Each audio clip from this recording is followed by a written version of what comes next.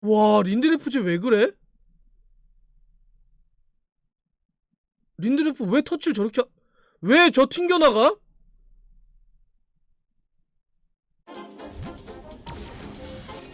와우! 달슨의 라이브! 와, 이 맨유가 졌습니다. 예, 그것도 홈에서 져버렸습니다. 상대가 크리스탈 팰리스였는데 1대3 패배는 좀 충격적입니다. 예, 진짜로 맨유가 이 패닉 바이라도 좀 해야 되는 거 아니냐 싶을 정도로 충격적인 패배인데, 여러분들 그걸 들으셨습니까? 지난 시즌 때도 맨유가 크리스탈 팰리스에게 홈에서 진 적이 있거든요. 오늘 팰리스에게 또 홈에서 졌잖아요.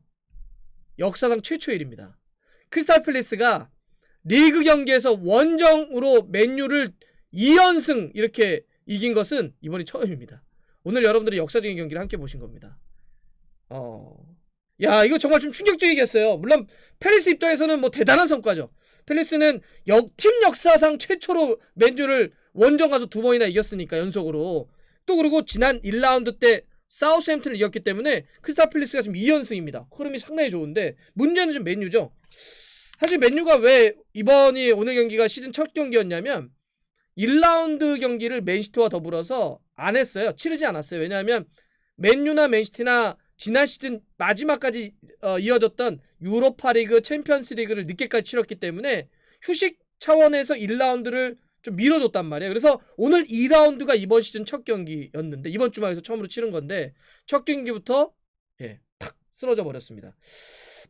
전체적으로 몸이 좀 무거웠죠. 맨유 선수들이 다들 좀 뛰는 게, 몸이 다들 약간 가라앉아 있어요. 포그바 같은 경우는 이제 코로나 그때 한번 걸렸다고 그래가지고 있었는데, 포그바도 좀 무겁고, 브루노 페르난데스 같은 경우는 오늘은 정말 많이 안 보였던 것 같아요. 그죠? 부페가 사실 지난 시즌 말미에 그냥 맨유를 먹여 살렸던 선수인데, 오늘은 그런 날카로움이 별로 나오진 않았어요. 전체적으로 무거웠다. 이 오늘 제가 스탯을 하나 좀 보여드려도 이런 겁니다. 자, BBC의 오늘 스탯인데, 점유는 뭐 76대 24면 거의 볼을 갖고 지배했다고 봐야 되는데, 근데 사실 팰리스, 로이 호즈슨 감독의 팰리스를 상대하면서 점유율 갖고 이거 설명하면 안 돼요. 팰리스의 이 축구는 로이 호즈슨 감독이 두 줄 수비 사사이를 딱 해놓고 역습을 치기 때문에 사실 저 점유율 자체가 이렇게 의미가 없어요. 그래서 뭐 오늘 맨유가 76%를 했기 때문에 뭐 점유율을 많이 가져갔네요, 이게 사실 의미가 없습니다. 밑에 있는 게 더 중요한데, 저렇게 점유율을 거의 반올림해서 8대2로 가져갔는데 골문 안으로 향했던 뉴욕 슈팅 한번 보세요. 오히려 팰리스가 5개나 때렸고 맨유가 4개밖에 못 때렸습니다. 훨씬 더 효과적으로 전략대로 팰리스는 잘한 거고, 맨유는 그냥 볼만 오래 소유했지 효과적인 어떤 움직임을 못 가져간 거예요. 전체적으로 몸이 상당히 무거웠고 경기도 제대로 안 풀렸다, 이렇게 볼 수 있습니다. 이게 이제 좀 나타났던 전체적인 큰 모습인데, 좀 구체적으로 들어가 볼게요. 구체적으로 들어가 보면 문제가 있는 포지션이 있습니다. 저는 이 포지션들이 이적 시장이 열려있는 상태에서 패닉바이로 이어질 가능성도 있다. 더 그 영입에 대한 욕구를 더 강하게 만들어줄 수도 있겠다 좀 생각을 해보는데, 제가 선발 라인업 한번 보여드릴게요. 어떤 문제점, 어떤 포지션들이 좀 문제였는지. 자, 오늘 맨유와 팰리스의 선발 라인업이 지금 나오고 있습니다. 선발 라인업인데 전체적으로 무거웠지만 특히 문제가 있었던 포지션을 세 군데를 제가 한번 꼽아볼게요. 첫 번째, 오른쪽 풀백, 저 24번의 포수멘사. 엉망이었습니다. 저 위치 문제였고요.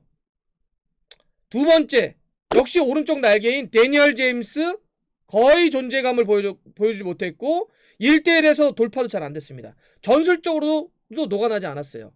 그 다음에 세 번째, 오늘 경기 가장 큰 문제, 나이트메어급의 호러쇼를 보여줬던 선수입니다.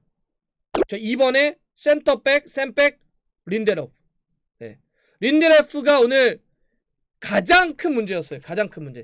세 포지션이 가장 문제였는데, 그 중에서도 린데로프가 가장 큰 문제였다. 린데로프는 오늘 맨유가 3골을 실점했는데 그 3골 모두의 책임이 있습니다. 첫 번째 골 같은 경우는 전반 7분에 실점을 할 때 슐럽이 자기 위치에서 파고 들어가지고 크로스를 하는데 크로스 각을 못 잡았어요. 상대에게 그럴 때는 볼을 뺏지 못하더라도 크로스각을 잡아가지고 크로스를 불편하게 한다든지 이래야 되는데 너무 쫓아가지 못하니까 완전히 열어줘가지고 결국은 이제 반대쪽에서 타운젠트가 골을 넣을 수 있게 만들었던.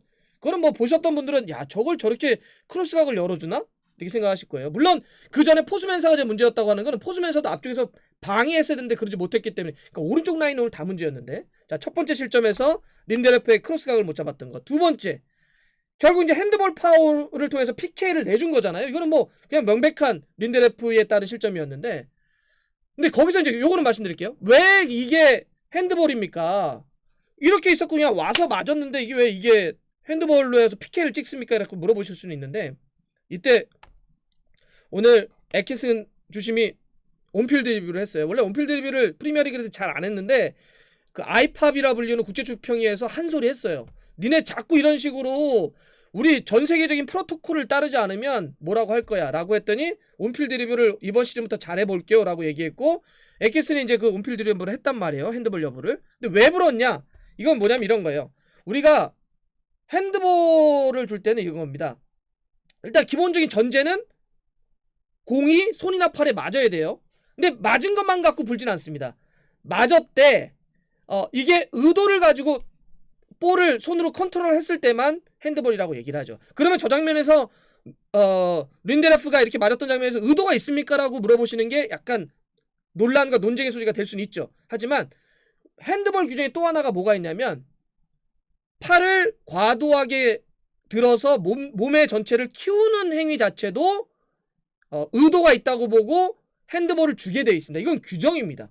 네. 그래서 예를 들어서 이렇게 있었는데 맞았어요. 이거는 괜찮아요.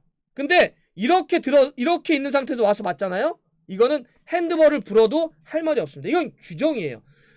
팔을 들어서 과도하게 몸을 키워서 맞으면, 이렇게 하지 않았어도 이렇게 든 상태에서 맞았으면 PK를 볼 수 있습니다. 그러니까 그건 PK입니다. 자, 그리고 이어졌던 장면에서 데이아가 막았잖아요. 막았는데 그때 이제 여기서 첫 번째 이제 아이유가 키커로 나서 때렸는데 그걸 데이아가 막았단 말이에요. 막았는데 다시 차라고 했어요. 다시 애킨슨이. 왜 그랬냐면 돌려봤더니 또 규정이 뭐가 있냐면 PK를 할 때 골키퍼는 키커가 볼을 딱 차는 순간에 이 골라인에 두 발 중에 한 발은 걸치고 있어야 돼요. 두 발 다 골라인에서 떨어지게 되면 이거는 다시 차게 되어 있습니다. 그것 때문에 다시 찬 거고, 그래서 자아가 이번에 키커를 바꿔서 자아가에서 넣은 겁니다. 자, 이렇게 이제 린데레프의 핸드볼이 있었고, 세 번째 실점, 야 이건 정말 제가 봐서는 제일 최악입니다. 오늘 린데레프의 이 호러쇼 중에 가장 큰 최악이 세 번째 실점이었는데, 수비는요 덤비면 안 돼요. 수비가 하는데 공격수가 드리블 치고 하는데 수비수가 앞으로 덤비죠. 이게 최악의 수비입니다. 그래서 수비수는 공격수가 오면 무게중심을 뒤에 놓고 계속 따라가는 수비를 해야 돼요. 이렇게 물러나면서 지키는 수비를 해야 되는데, 뺏겼다고 확 달려들면, 그래서 못 뺏고 만약에 자기가 달려드는데 공격수가 수비수 제쳐가지고 나가요. 그러면 어떻게 돼요? 그러면 골키퍼와 공격수는 1대1이 되는 거예요. 그러니 우리가 뭐라고 하냐면 수비수는 몸의 중심이 엉덩이 쪽에 뒤에 있어야 된다고 얘기를 해요. 그러니까 물러나면서 수비를 해야 된다고. 근데 어때요? 린데레프가 확 덤벼버리잖아. 빠르지도 않은 선수가 그렇게 덤비면 더 위험하죠. 느리잖아요. 느린 린데레프가 확 덤비다 보니까 볼터치 툭툭 튀면서 그냥 완벽하게 자아에게 실점을 내주는 이런 장면이 있었습니다. 그래서 린데레프의 오늘 그 세 번의 어떤 실점, 그런 모습, 오늘 뭐 포스맨사라든지 데니얼 제임스, 그 다음에 린데레프, 이렇게 세 선수가 좀 특히 문제였는데 그 중에 린데레프가 가장 큰 문제였다. 저는 이게 패닉바이로 이어질 가능성도 있을 것 같아요. 데니얼 제임스 자리 같은 경우는 제이든 산초 연결돼 있는 거 아니에요? 오늘 우드워드도 계속 보고 퍼거슨 감독도 경기장에 왔었지만 약간 좀 짜증나고 화나고 이런 표정이었거든요. 야 이거 진짜 제 기존 애들하고 안 되겠네. 예. 물론 이제 그 자리에 그린우드가 있긴 있는데, 그린우드는 이제 후반전에 교체돼서 나왔었는데, 아마 이런 정도의 경기력이라고 한다면 야, 이 제든 선수 사야 되겠다. 물론 포수맨사 같은 경우는 이제 거기 와한비사카가 오늘 그러니까 교체 선수 명단에 있었는데 풀핏이 아니라는 이유 때문에 오늘은 이제 포수맨사가 뛰어서 거기 이제 와한비사카 나오면 될 것 같고요. 그리고 인데레프 자리에도 우파메카노를 포함을 해서 이대로는 못 가겠다. 맥과이어하고 린데레프 체제로는 맨유가 올 시즌 싸울 수 없겠다라고 하는 게 오늘 경기로 좀 보여지는 것 같아요. 여기는 누구든지 데려와야 될 것 같아. 그 리버풀도 사실 그런 것도 약간 있었잖아요. 첫 경기 때 좀 어려우니까 이기긴 했는데 4대3으로 리즈하고 경기하니까 그 다음에 막 쭉쭉쭉 땡기는 거 아닙니까? 알칸타라 땡겼죠? 조타 땡겼죠? 좀 맨유도 그럴 가능성이 있다라고 하는 거고.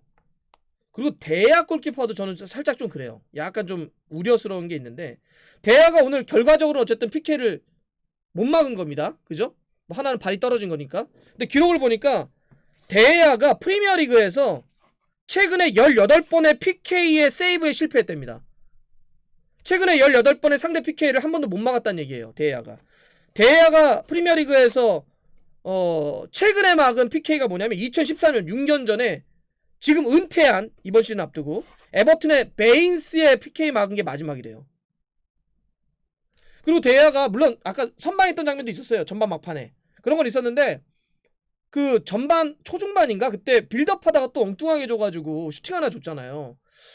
그러니까 막 순간 번쩍일 때가 있는데 또 엉뚱하게 실수하거나 집중력이 떨어진 모습들이 계속 이어지니까 여기도 셰필드에 임대 보냈던 그래서 임대 보냈다가 다시 복귀시킨 딘 앤더슨과 어떤 식으로든지 약간 좀 실제적인 경쟁 체제를 좀 만들어가지고 자극을 준다든지 아니면 중장기적인 어떤 변화책을 분명히 모색해야 될 것 같아요.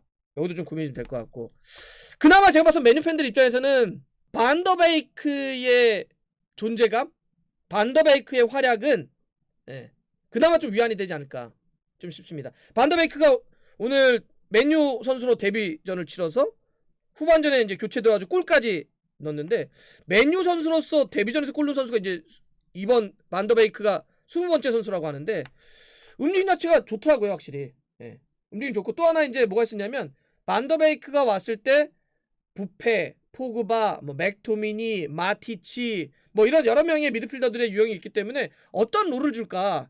또 이 반더베이크 같은 경우는 굉장히 다양한 미드필더면 뭐 어느 위치든지 다 쓸 수 있기 때문에 어디에 뛸까 궁금했는데 제가 오늘 반더베이크의 오늘 경기만 있는 히트맵을 보여드릴게요. 옵타 자료인데요. 이게 오늘 그 뛰었던 반더베이크의 히트맵입니다. 후반전에 교체되어 있기 때문에 뭐 굉장히 많은 지역을 커버하진 않았지만 대체적으로 좀 높게 위치해 있죠. 그래서 반더베이크를 오늘 첫 경기에서는 좀 높은 위치에서 뛰게 했는데 근데 이것만 갖고 다 얘기할 수는 없어요. 왜냐하면 맨유가 뒤져 있는 상태에서 넣었기 때문에 반더베이크가 굉장히 공격적으로 뛰었단 말이에요. 그러니까 반더베이크는 이렇게 공격적인 롤을 소화하면서 골도 넣을 수 있는 선수구나 라고 하는 걸 보여준 거고 경우에 따라서는 좀 내려와서 저 하프라인 위치에서 찍을 수도 있고 아니면 조금 더 수비적인 위치에 찍을 수도 있습니다. 그러니까 다양한 어떤 조합이 가져갈 수는 있다. 지금 이런 거고요. 자 어떻게 될까요 맨유가 진짜 패닉바이건 무슨 바이건 사오긴 사와야 될 것 같은데요. 오늘 경기 결과로 선수 막 원했던 선수를 만약에 막 제이든 산초 지르고 우파메카노 지르면 이건 뜻밖의 이득인가? 오늘 패배에 따른. 그리고 아까 많은 분들이 그 얘기 하시더라고요. 이러다가 토트넘의 무리뉴하고 맨유의 숄샤르하고 둘 중에 누가 먼저 경질될지 이런 거 막 내기하는 거 아니에요? 막 이런 얘기를 하는데 숄샤르나 무리뉴나 출발이 정말 쉽지 않네요.